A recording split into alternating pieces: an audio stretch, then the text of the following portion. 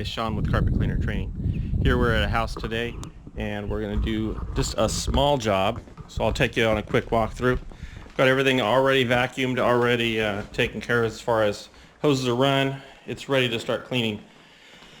And what we've got here, she has a small dog that likes to lay next to their couch by their feet. So you can see how dark it is on the carpet, but it's also dark where they lay there. So I'm going to clean up the couch, just the front. She only wants me to do that front area where the dog is laying, because really I just cleaned these couches I think 6 months ago, so it's not too bad.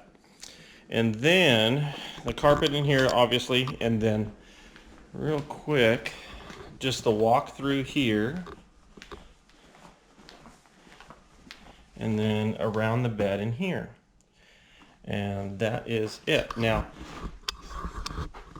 what I want you to know about a job like this is don't ever discount its size, because yes, it's just a couple $100 today that I'm charging for this, but in the past, when they moved into this house, we did the travertine floors. I've done this rug. They have granite countertops. They've got carpet throughout. They've got those sofas there. More granite, and it goes back, and there's a couple more rooms back there. So don't ever feel that, oh, this little tiny job, just get it over with.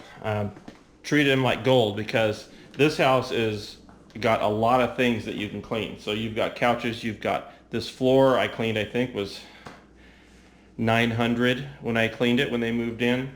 So yeah, they may call you in a little tiny job, but you know, do it just the best of your ability. Treat them like gold. Make sure that they're taken care of and they're happy.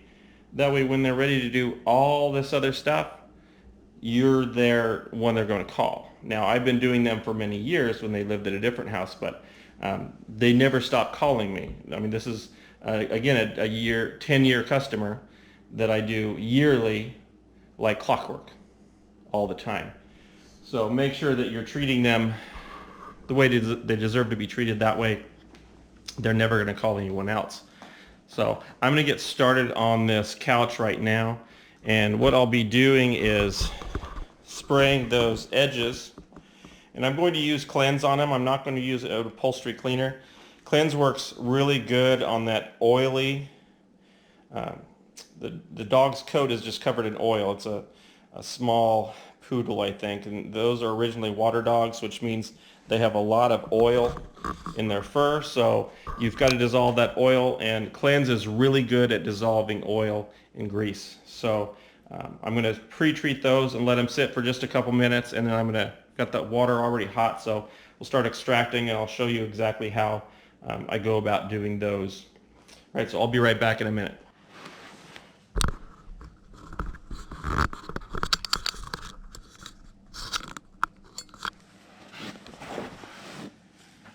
All right, so all you need to do is get your sprayer filled with your Cleanse, or any upholstery cleaner would work fine on this as well. I'm going to hit this all the way up to about there, and just go as accurately as you can. You don't need to spray this everywhere, but you need to get it sufficiently moist. We don't want to soak furniture. And what I'm going to do is just go right there on the skirt, and I'll spray all these down at the same time. And I typically might have a horsehair brush that I could scrub these with. A lot of times I'll just kind of, on something small, just wipe it down with your hand a little bit, and then when you're ready to extract, all that oil will just pull right out. And we've got these lines here, and that's just because there's a leg back in here, or an edge of this, and that dog hits it and gets that oil developing right there on the edge of that. So that's why we have these lines here. So I'm going to spray these down, and then I'll be right back to show you how to extract. Alright, so everything's all sprayed down, and I'm ready to extract. So I'll just show you the technique I use. Now keep in mind, this is just the skirt. I'll be putting out some more videos that show a full in-depth cleaning on a full sofa or chair or something pretty soon. So as soon as I get that out, make sure you watch that so you can kind of see technique for cleaning a whole piece rather than just a little piece like this. So this is just to show you what I'm doing on this particular job.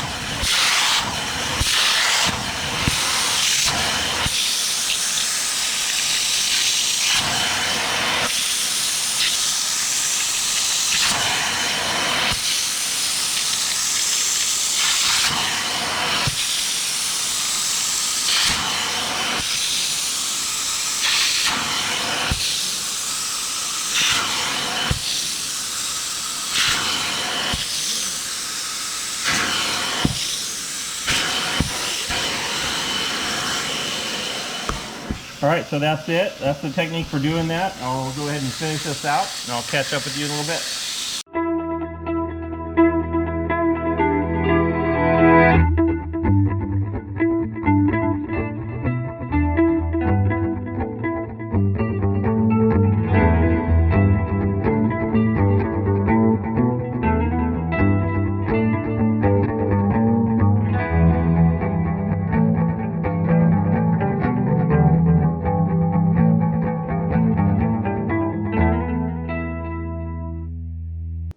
So you'll see the finished product here. There's no more streaks left. Everything's totally clean. One thing about fabric is certain fabrics will tend to want to expand when they get damp, and this is what you see here, where it's just kind of wrinkly, kind of bunched up, and what that is it's just expanding. Once it gets moist, it tends to want to expand. That as it dries will fall back down or tighten back up. If you do have a piece that wants to curl on you, so it'll start to do this. All you need to do to kind of alleviate some of that is, as it's drying, just kind of roll it in the reverse of the wrinkle. Give it a nice squeeze, and even if you can, leave it like that while you're doing the rest of your cleaning. I always do sofas first, so just roll it, keep it up there, and then before you leave, just drop it down and give it a brush, and a lot of times that'll alleviate some of that wrinkling as that's wanting to pull back. As this whole thing tightens back up, it wants to pull these corners up. So just roll them the reverse direction, leave them that way for a little while, and then when you leave, just pop them back out and you should be fine. If they have a continuing problem, you may have to pin them. Sometimes fabrics want to shrink, so you'll have just a slightly, if it comes in a little bit here, and the edge wants to come up. So sometimes, I've never had one where I had to pin it, but I have heard of guys having to do something to keep them flat. But most likely it's not going to happen, but just be aware that that could be. And another thing, when cleaning furniture, make sure you know what you're doing. You have to know what the fabric is. You have to know that you're cleaning it properly, because you can do damage to these fabrics if you use the wrong cleaner or the wrong technique. So be careful, make sure you know what you're doing. And we're going to have some classes at carpetcleanertraining.com to get you certified and ready to clean these as well as carpets and everything else in between. So we'll be doing those. Those will be available to you in the on the website. So just take a look throughout this year and see what we have available, and we're happy to help you out. If you have any questions, just post them in the comment section and I'll be ready to answer them if I can.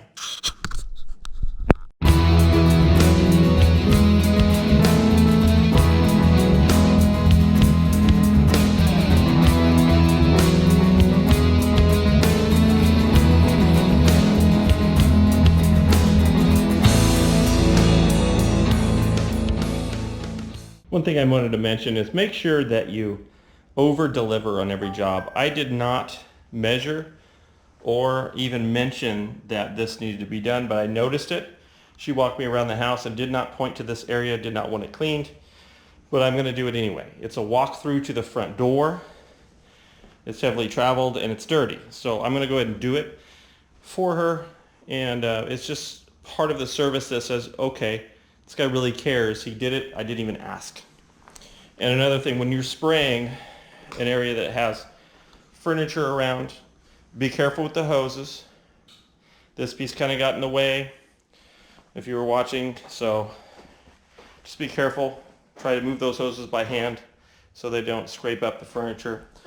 When you're scrubbing, as well as when you're spraying and cleaning, be careful of pieces like this. It's very easy to, as you're extracting, to hit that, or with your scrubber to bump one of these legs and do damage. So just be careful as you're going through the home. And when you're spraying, if you notice here, I'm staying far enough away from this piece to not get it wet. So around that outside edge isn't sprayed, but it's not that dirty next to furniture like that. So if it is dirty, move the piece. Other than that, stay away from furniture, stay away from fabrics, far enough to where you're not going to hit them. With a chair like this, just go up to it and bump it, scoot it back 3 or 4 inches. That way you can still get that edge where the people sit and their feet go. So keep that in mind. I'm going to get ready to scrub here in about 2 seconds. I'll see you in a minute.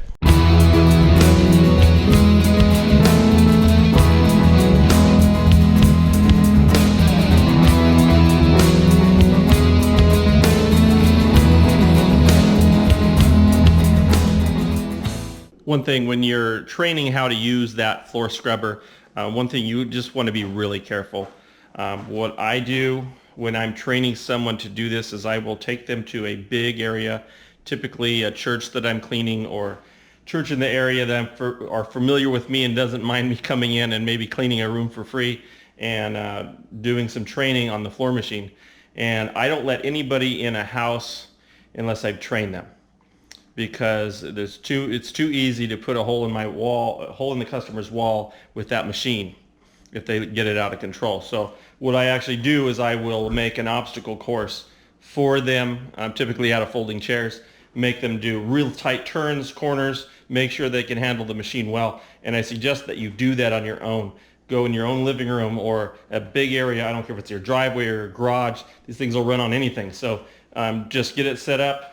Make an obstacle course for yourself. Make sure you know how to handle the machine before you go in and damage someone's home. So do that prior, and that way when you're coming through something like this and all this stuff's in the way and you got breakables and you got pianos and fine furniture, you're not afraid that you're going to knock something over or do damage to some of their furnishings.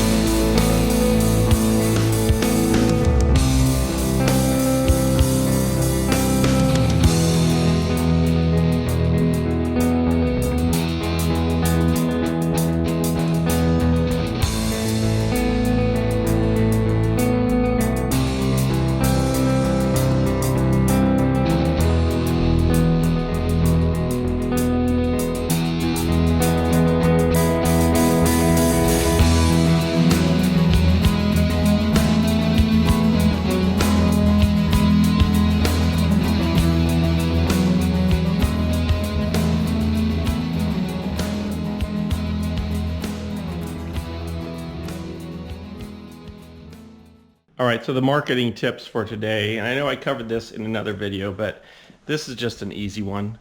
So let's take a look here. Where I cleaned this edge of tile, take a look at that color difference just from cleaning the edge of this carpet. So how hard is it to go get your customer? Say, I just wanted to show you something. When I was cleaning this, I noticed that your tile was really dark, and I didn't realize that a lot of that was soil. So just let you know, I can take care of that for you. If you wanted to do it today, I could probably do it, say, for 150 bucks, and I could throw the sealing in for that as well. So clean and seal for 150, or you can schedule it whenever you want. How hard is that to say? It's easy. It's a visual. They can see that it's dirty, and they may not have even known that you clean tile. Never assume that your customer knows what you do. Even though I've had customers that have worked with me for 10 plus years, I'll mention to them, hey, do you want to do your furniture today? Wow, you did furniture? I didn't even know you did furniture. It's been 10 years. I've even cleaned chairs for the same person that had no idea that I cleaned furniture, but they forget. People forget what you do. So always, always, always mention certain things that you do through the house. So never go book a job and say, oh man, it's only one room and a hallway. I'm not going to make any money today. Never assume that. Come into the home knowing that for this house, for instance, I mean, how much could I charge to clean these two sofas? How much could I charge to clean this floor? How much could I charge to clean that rug? How much could I charge if they have dining room chairs that need to be cleaned? I mean, it goes on and on. Can I clean and seal your granite countertops? Have your granite countertops been sealed? Do your dining room chairs need to be cleaned? Does your oil rug need to be serviced? These couches in here, do they need to be cleaned? I mean, it goes on and on. Don't assume that your job's a low dollar job before you get a chance to talk to the customer. Go in knowing that, hey, they have other things that you need to clean. So make sure that you mention it. It's very easy to just say, hey, by the way, I do this. So they know. And then always mention to them Scotchgard. Now, I don't recommend Scotchgarding every single time you clean because it doesn't wear out that fast. But mention it every second, third cleaning that you do. Make sure, do you want me to Scotchgard this? Mention that on the phone before you even book the job. Do you want me to include Scotchgard with this job? Ask them. Prep them for when you get there so they know, oh, should I get Scotchgard, should I not? Just think about it. We could talk about it when we get there. That kind of thing. So that's just the marketing for today. Just always assume that there's more in the house than they actually booked, that they could have cleaned, that they could be cleaning. So just always have that in the top of your mind that you can go in there and you can actually get more work from a small job or more work from a larger job or more jobs that you could book with that same client on a different day. So just keep that in mind. I'm going to wrap things up and start grooming, and then I'll be out of here.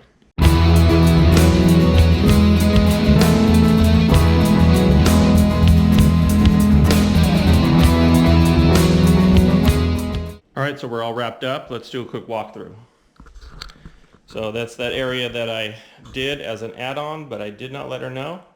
So she'll be happy when she gets home and sees that that is done as well. And we got this area here. Everything looks really good. This carpet always cleans up excellent. It's a very high quality Karastan carpet and has no problem cleaning up. So the area here looks excellent. Make sure you turn on ceiling fans before you leave. And then over here where the piano, I'm not going to walk through there, it's all groomed, but everything looks excellent. No problems on this carpet. Everything looks as it should. So I'm going to wrap the hoses up and be on my way. So basically on the billing on this job, I charged them $178 for the carpet and then $45 on the skirts for the furniture, and then I gave them a senior discount of $23. That brought it to an even $200. And I got here at, let's see what time it is right now. So I got here right at 1, and it is 3:30 right now. Figure a half hour time wasted for filming. So it's a couple hour job. So I made $100 an hour here, and that's about all you can expect for a smaller job. The setup time just takes, it's the same amount for a big job as it is for a little job. So you lose a little bit of money on a smaller job just in setup and tear down. So that time is kind of wasted, where on a big job you can kind of, it kind of blends in a little bit because you're going to be there for 3 or 4 hours rather than just a couple hours someplace where you're spending a half hour of that time setting up. So but anyway, that's what I build for this, and then I'm going to go to an evening job, and that job is, I believe, booked at $280, so it'll be almost a $500 a day. And I didn't work at all this morning. I only started work at 1 o'clock, and I should be done by about 6:30 or so this evening. So pretty good day for taking the morning off.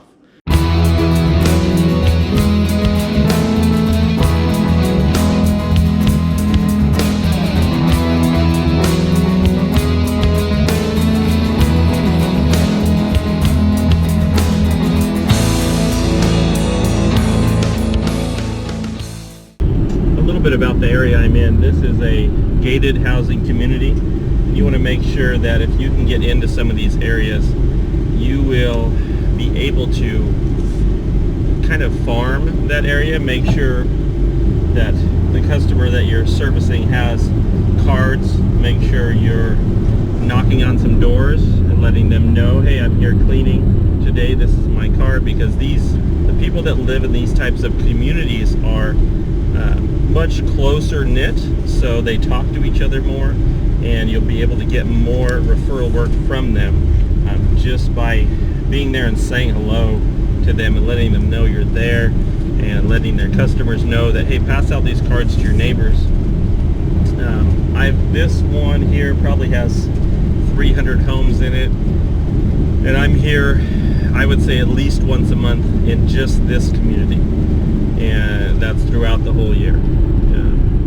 In the summer, probably 2 or 3 times a month just here. And this is just 300 homes. So you can imagine if you have areas like this just all over your town where you're in and you're letting the customers know, you can get a lot of work just from these gated housing communities. So make sure you're taking care of these areas and letting the customers know that you appreciate referrals. So I'm headed out, and I'll catch you in the next video.